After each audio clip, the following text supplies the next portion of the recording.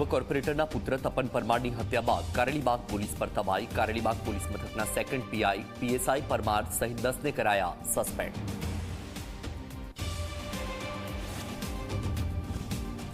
મહેસૂલ વિભાગમાં મોટો અધિકારી હોવાનું કહીને અનેક લોકોને ઠગનાર નકલી અધિકારી ઝડપાયો. વાંકાનેરના મેહુલ શાહ સામે ઠગાઈની ફરિયાદ.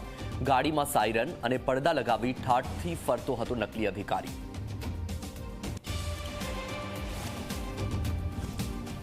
અમરેલી એસઓજીની ટીમે તુવેરની આડમાંથી ગાંજાના લીલા છોડનું વાવેતર ઝડપી પાડ્યું. ધારી નવી વસાહત પાણીના ટાંકા નજીકથી ખેતરમાં ઝડપાયું ગાંજાનું વાવેતર.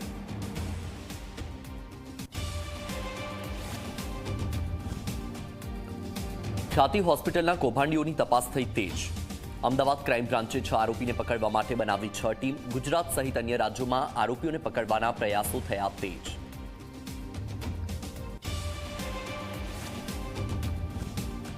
આણંદ જિલ્લાની 10 પાલિકાઓ પાસે લાઇટ બિલ અને પાણીનું બિલ ભરવાના પણ નથી પૈસા. અભણ નેતાઓ અને અણઘડ વહીવટના લીધે જનતાને વીજળી પાણી વગર રહેવાનો વારો આવી શકે છે.